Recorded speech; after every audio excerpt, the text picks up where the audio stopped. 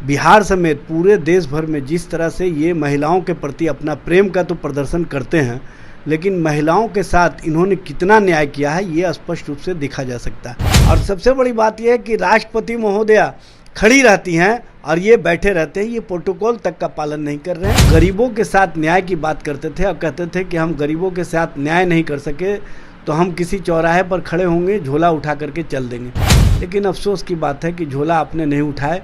80 करोड़ जनता को इन्होंने मोदी ब्रांड झोला देने का काम किया। महंगाई चरम सीमा पर है और सबसे बड़ी बात यह है कि ये अपने उद्योगपति मित्रों को फ़ायदा पहुंचाने के लिए हम दो हमारे दो की नीतियां चला रहे हैं। इसीलिए अब वो 400 पार का नारा लगाने से पहले 100 बार सोच रहे हैं कि हम कहां पर हैं और किस तरह से जनता ने हमको तिरस्कृत किया है, बहिष्कृत किया है। लोकसभा चुनाव चल रहा है, उसी बीच में सेकेंड फेज का मतदान भी खत्म हो गया। उसी पे पक्ष और विपक्ष दोनों हमलावर होते हुए नजर आ रहे हैं। अगर हम बात करें नेता प्रतिपक्ष तेजस्वी यादव का, तो उन्होंने भी ट्वीट किया है और ये बोला है कि जो बार बार बीजेपी बोलती थी 400 पार, वो इस बार दूसरे जब मतदान हो गए उसके बाद क्यों नहीं बोल रहे हैं 400 पार। और वही दूसरी तरफ लालू प्रसाद यादव ने भी ट्वीट किया कि जो संविधान लिखे हैं उससे नफरत इतना क्यों कर रहे बीजेपी। ये सब तमाम मुद्दों पर बात करने के लिए हमारे साथ आरजेडी प्रवक्ता एजाज अहमद जुड़े हुए। सर, क्या बोलेंगे? लगातार जो 400 पार के नारे लगा रहे थे, कहीं ना कहीं ये खत्म होते हुए नजर आ रहा है। देखिए, 400 पार उनका एक सुगुफा था जी। और चूंकि वो हार रहे थे इसलिए लोगों के बीच परसेप्शन बनाने के लिए इस तरह की राजनीति कर रहे थे, इस तरह का माहौल खड़ा कर रहे थे। स्पष्टता जनता के बीच में उनको भी पता है कि हमने 10 वर्षों में कोई काम नहीं किया, हमने गरीबों के हित में कोई काम नहीं किया, हमने जो महिलाओं के साथ अन्याय हुआ उस अन्याय वाले मामले में हमने किसी के साथ न्याय नहीं किया। और सबसे बड़ी बात यह है कि बिहार समेत पूरे देश भर में जिस तरह से ये महिलाओं के प्रति अपना प्रेम का तो प्रदर्शन करते हैं, लेकिन महिलाओं के साथ इन्होंने कितना न्याय किया है ये स्पष्ट रूप से देखा जा सकता है। महिला खिलाड़ियों पर सब जिस तरह से यौनाचार अत्याचार की घटनाएं हुई, इनके सांसद शामिल रहे, उस पर इन्होंने कोई कार्रवाई नहीं की। पुलिस के द्वारा जिस तरह से इनके लोग और सब लोग मिल करके महिला खिलाड़ियों को जिस तरह से दौड़ा करके पीटा गया, उससे देश भर में महिलाओं के बीच एक परसेप्शन गया कि ये महिला विरोधी पार्टी है। और सबसे बड़ी बात यह है कि इस बार के चुनाव में बिहार में एक भी महिलाओं को टिकट एनडीए ने नहीं दिया। पूरे देश भर में महिलाओं के प्रति इनका जो व्यवहार रहा वो स्पष्ट रूप से दिखा। और गरीबों के साथ न्याय की बात करते थे और कहते थे कि हम गरीबों के साथ न्याय नहीं कर सके तो हम किसी चौराहे पर खड़े होंगे, झोला उठा करके चल देंगे। लेकिन अफसोस की बात है कि झोला आपने नहीं उठाए। 80 करोड़ जनता को इन्होंने मोदी ब्रांड झोला देने का काम किया और कहीं ना कहीं लोगों के बीच संदेश दिया कि हम जिस तरह की राजनीति करना चाहते हैं उस राजनीति को हम आगे बढ़ा रहे हैं। हम चाहते हैं कि अपना विज्ञापन, अपना फोटो हर घर तक पहुंचा दें और ये नरेंद्र मोदी उसमें सफल रहे।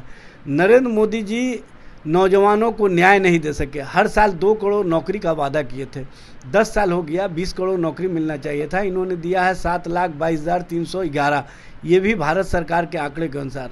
और स्पष्टता जनता और जनता के बीच में इन्होंने महंगाई को रोकने की दिशा में कोई कार्रवाई नहीं की। महंगाई दिन प्रतिदिन तेज़ी से बढ़ रहे हैं, महंगाई चरम सीमा पर है। और सबसे बड़ी बात यह है कि ये अपने उद्योगपति मित्रों को फ़ायदा पहुंचाने के लिए हम दो हमारे दो की नीतियां चला रहे हैं।